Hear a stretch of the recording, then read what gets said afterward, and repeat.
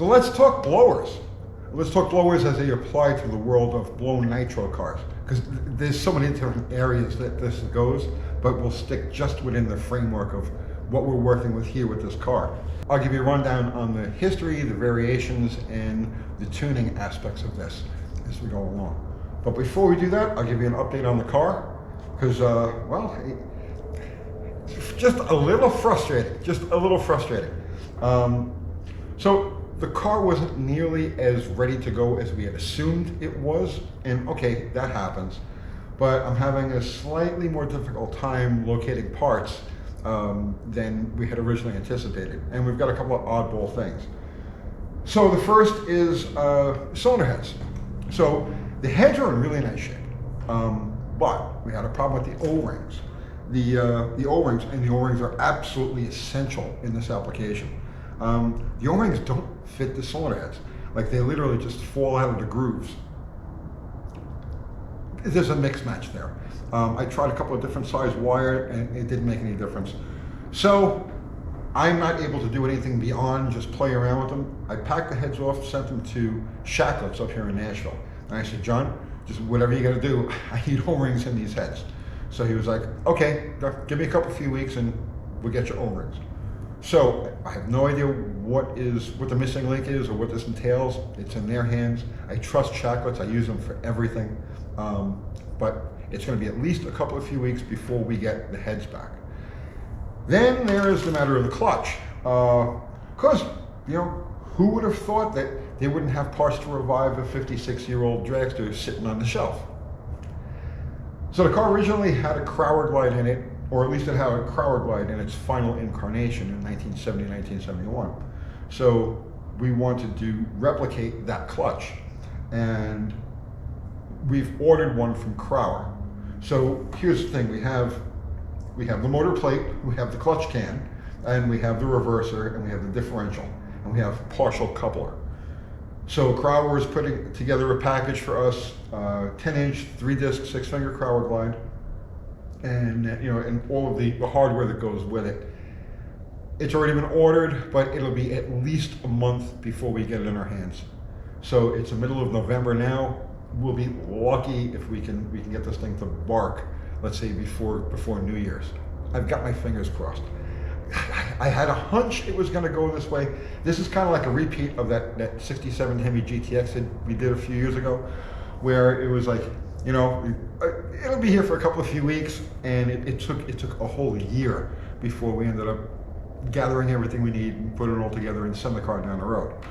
So we finished that one, and we're going to finish this one, but it's not as simple or as straightforward as I had anticipated. So patience is a virtue, right? Okay, so let's talk about superchargers, because this is a key element to the blown nitro car. It's the blown and then blown nitro. So let's talk about evolution and varieties of these things. So evolution. These are all based on a Roots design, a Roots blower, which is a double rotor, helical cut rotors, 2 rotors that spin like this inside the case, and they were originally designed to pump air into mine shafts back in the 1870s. So General Motors bought the design or adapted the design for their diesel engines, for their 2-stroke diesels. So you have 2 varieties of these as they were produced by General Motors and as they've been used in nitro cars. You have the regular or the standard 471, 671, okay? And there was a 371 also. And it's the sizing of it, the 671, means that it's intended to feed 6 cylinders of 71 cubic inch displacement each. So that's what that designation means. Now, the regular 4 and 671 blowers have a flange, a mounting flange. So these things actually mount sideways on their original application, right? And they have a flange on each side, and that's the bolt pattern for the flange. You've got 4 bolts on either side. It's a universal pattern. If I remember, it's 11-inch by 11-inch. And that became the standard for top fuel or blown fuel engines right around 1957, 1958. Most of them, the vast majority, were mounted on top of the engine and driven either by chains or by belts. Some of them were actually mounted in front of the engine and driven directly off the crankshaft. The only drawback to that is that you're stuck running the blower one-to-one with crankshaft speed, where when you mount it on top and use belts or chains, whatever you use to drive them, you can overdrive the blower. So that's the standard 4 or 671, and this is an example of a standard 671. Then you also have the V6 and V8 71s. So those blowers were intended to be used on V-style engines, and they get mounted on top. And instead of having this flange, they've got 4 lugs on the side of the blower case. And those are mounted to the intake manifold with 4 long bolts. And they're a little cattywampus for our application, for a racing application. They're a little cattywampus and they don't seal very well. They want to move around. So some racers early on were using the V8 71s. They were kind of popular with like match race funny cars until like 67, 68 or thereabouts, because they would run low nitro percentages and the bigger blower to get a little bit more bang for the buck out of them. But they were never really competitive. They were never really considered to be competitive blowers. Now there is a merging that happens a little bit later, and we'll get to that. So early on, you had much more power than could be put to the track. These were the tire smoking days. So 63, 64, 65, 66, blowers were still basically the stock case. So they would take the stock case, they would take the stock rotors, they would pin the rotors so that they would drill a hole through the rotor and the shaft that the rotor sits on so that the rotor would spin on the shaft. And they would replace the back cover with a bearing cover like this. And you have the 2 bearings in here. The front cover on these blowers is actually the rear cover when it's in its factory application. And then of course you had the blower drive and whatnot. So the blowers were basically stock up until 67, 68, 69. Because at that point, the slider clutch had come in and now the cars were hooking up and they could take more power. So at that point, one of the ways they made these things more efficient was hard anodizing. So they would take the rotors and they would hard anodize them. Regular anodizing is when you electronically transfer a dye to metal to change its color. And hard anodizing, what you're doing is you're adding a layer of material. And so what that did with these blowers is it took up some of the clearances, the large clearances that were spec'd for the diesels that they originally came off of. It closed those clearances down, made them seal a little bit better. So that was the first step in evolution. Then around 1971 or thereabouts, they started developing the airlock blowers. So what an airlock blower is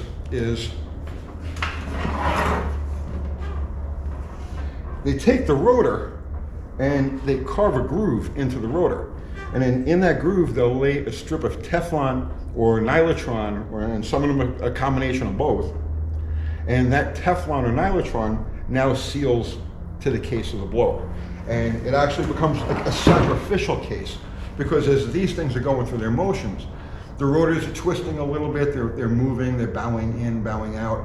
The case is growing and it's distorting. When you hit the throttle on one of these things, everything in the loop goes like that. You know, so everything takes a shock.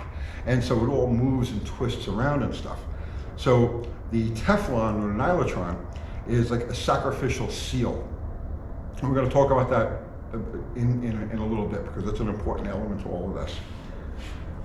Now at that point, they started manufacturing aftermarket cases. I think Danicus did the first one, Bowers is making cases, and Keith Black, and this is a Keith Black 671.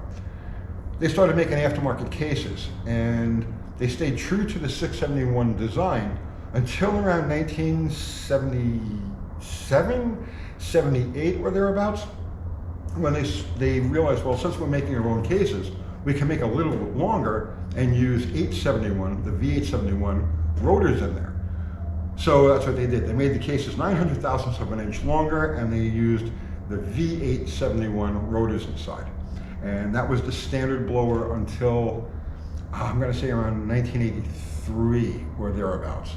And then in real quick succession, they had the 1071, the 1271, and then the 1471. And then evolution stopped at 1471. So while the 471 and the 671 are normal blowers, in other words, dimensionally they're normal, the 10, the 12, and the 14 are not found in nature. Those are racing specific blowers. Now there's also different, you've got high helix blowers and you've got screw blowers, but those things are used in gasoline and alcohol applications.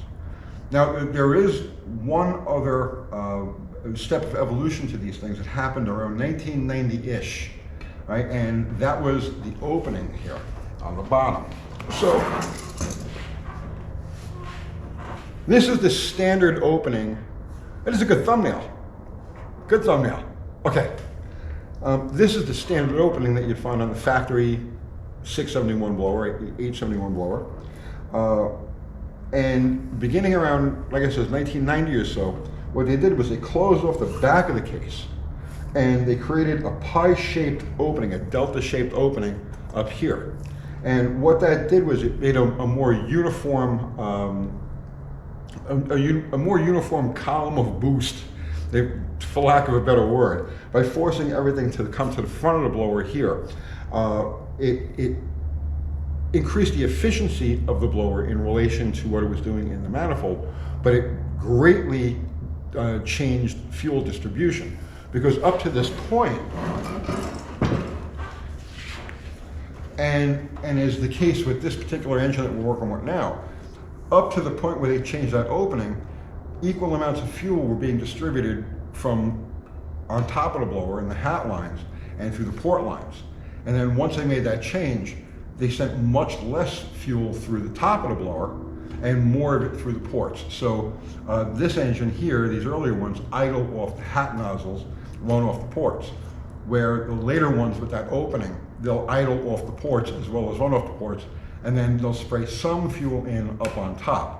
But if you put too much fuel in through the top, what happens is the front cylinders of the engine, they just rain fuel. They get way too much because everything's being forced to the front. So, but that turns out to be the more efficient way to make power with a blower.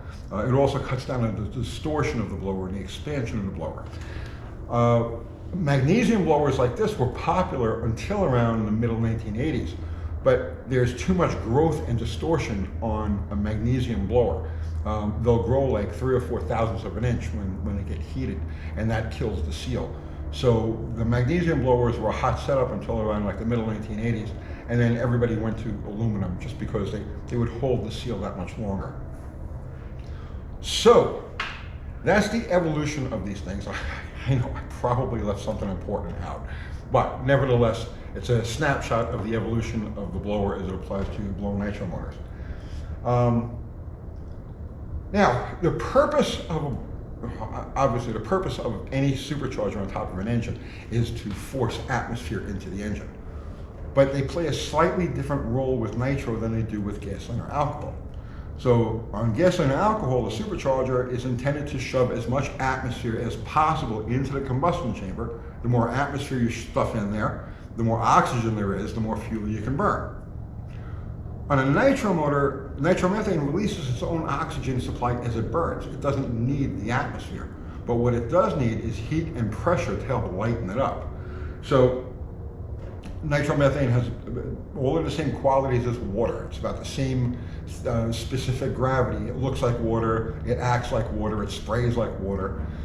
So one of the prime objectives with supercharging it is to create more heat and pressure in the plenum, and also to take the fuel that's injected above the blower is to take that heavy fuel and lighten it by heating it and whipping it into a mist, and that gives the spark plug something a little bit easier to light. Blown nitro motors are pretty consistent, very, very load sensitive, but they're consistent. Unblown nitro motors, like a injected, dragster or funny car, They make really good power, but they're super inconsistent and they're hard to tune because it's that extra heat and the lighter fuel, or the lightening of the fuel it's created by the action of the rotors makes it just that much easier to light. They're more consistent. So that's an important element of a supercharger when it comes to a nitro motor. So now, where we are with this thing is that this is a middle 1970s vintage Keith Black 671. It appears to have never seen any type of use. Like the rotors are virgin, the case has no scarring or anything like that. We have a stripped out bolt hole here, but that's not from, you know, competition use. It looks like this was like a new old stock blower that they had sitting on the shelf. It's very fresh and it's been stripped. It's got Teflon in it, and you can see, you can hear it. It's got some oomph. Now, that's a good thing and it's a bad thing from a tuning perspective. Okay, it's good because it's fresh, it's optimum. It'll make as much boost as we desire given the amount of overdrive. And we're running this thing 31 over with these the pulley set at the top there. But you'll get maximum efficiency out of this blower because it's got fresh Teflon in it. But from a match race situation, or like what we're going to do with this car, that actually works against us. Now, I'll tell you how that is. When a blower is fresh, when it's freshly stripped, it'll seal, you'll get optimum seal out of it for approximately 2 to 3 runs. On the 4th run, it'll start to go away. So basically, if you put a tune-up into the car and you base it on a good fresh blower, that tune-up starts to change. The motor will start to get fatter and lazier as the efficiency of the blower goes away. By the 4th or the 5th run, they're considered to be dead from a competitive standpoint. So from the 1st to the 4th run, 3rd, 4th run, you'll get that, okay? And then from like the 5th run to the 50th run, you'll give it a spin like this and it'll just go nice and easy. It'll make, you know, it'll go whee like that, right? But not this resistance that you get here. The difference in performance. So you go back to when I was doing this stuff in the 1990s. A good fresh blower on a well-prepped track was worth about 2/10 over a looser, sloppier blower. The difference is, like I said, you tune for the first 2 runs, 3 runs with a fresh blower, but when you're doing a match race type of thing, where the track isn't prepped as well, you don't have, you know, you're getting paid just to make runs, right? You're not really racing for your money, you're getting paid to make runs. Then it's advantageous to have a looser blower, because that's not going to change. That tune-up isn't going to change. And most match race tracks aren't prepped to the same level that a national event track is. So you really can't use that power anyway. So this blower, like I said, is really fresh, but hopefully we can beat it up a little bit and get it to loosen up and find that, you know, 5th run to 50th run happiness before we actually try to put suds to this thing and make it go down the track. So but it's a nice blower. I mean, it's beautiful. And for our purposes, the magnesium is fine. You know, if we were actually going to go out and try to compete in nostalgia top fuel, which, I mean, if Jeff wants to do that, that's a whole different thing. But for right now, the goal is just to make some passes and get him used to the car. And this thing will definitely do the job. He's already procured the starter for this thing. When this car was new, it wouldn't have had a starter like this. They didn't add these starters until the burnout days began around 1970. So this car may have had a starter like this in its last year or 2 of competition, but not likely. But we've got the starter all set up, and that's it. We're going to put the Enderley hat on here, the bug catcher, and we have the barrel valve, and we got our lines, and we have all of that stuff. And we're going to just wait until we'll wait until we have the rest of this together before we actually start assembling this thing. And at that point, I'll go over the tune-up, the actual tune-up with you guys, and let you know where we're putting the fuel in and why we're putting the fuel there.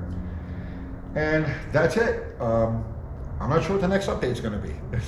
Let's get some more parts here. God, I hope this doesn't turn out like the GTX.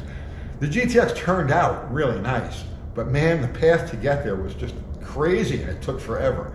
So I'm hoping we don't run into that situation here. Dr. Art's working on the back of the car. He's got the differential back in it. He's working on procuring brake parts for it now. And really, surprise, surprise, the brake parts for this thing aren't on anybody's shelf right now, so he's trying to figure out what to do with that. And you can go his channel, Dr. Art's Hot Rod Rehab, and he's been covering all of the work that he's been doing on the back of his car on that channel.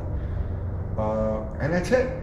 That's the update for now, and that's the lowdown on Nitro Superchargers. And I hope you got something out of that. I'll see you tomorrow.